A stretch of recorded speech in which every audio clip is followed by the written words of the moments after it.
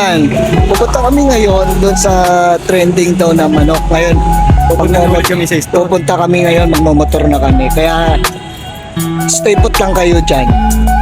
Basta, Pogi, ako lang to. Sa yung trending sa Facebook, yung binablog, yung manok daw dito sa may Ermita. So, kaya di kami kumakain doon kasi layo ng iniikutan namin. Ngayon, motor kami, subukan namin kung talagang legit nga yung putangin na yun. Pero legit naman yun, no? Medyo pakos ako, ganun talaga pag Pogi, lagi napapakos. So, kita-kita lang tayo doon. Ang papangit ko pa naman.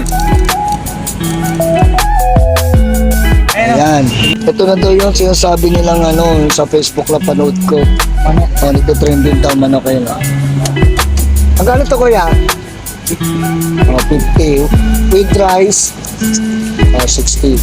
Sige, banatan na natin.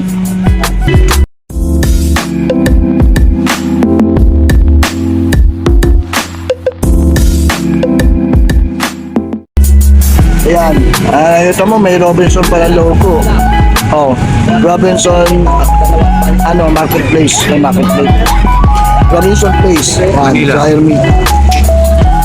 Ang laki ng manok. Parang saan laki lang ng manok ng Parang giraffe. Ang laki ng manok ng ng Mang Inasal. Pero sulit ka na, 60 pesos with rice, with may kanin ka na. Tapos pag with rice siguro, 70. 10 kanin. Pero okay naman, magap ka.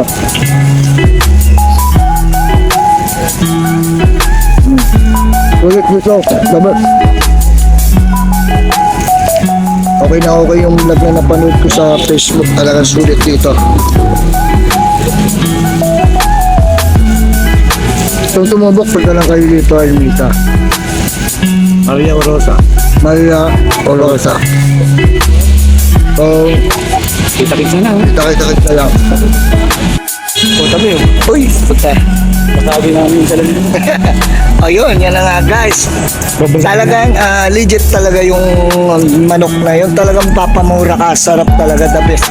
The best. Kaya napamura ako kanina. Hindi ko pa nakakain. Napamura na ako eh. Talagang masarap siya. The best. Talagang yung swak. Oo, swak sa budget. Swak sa bulsa. Ayun, kaya hanggang dito na lang guys. Salamat sa panonood ng aking video. Kung walang manood, okay lang din. Salamat. Basta lagi nyo tandaan, Pogi kami. Totoo yun. Huh?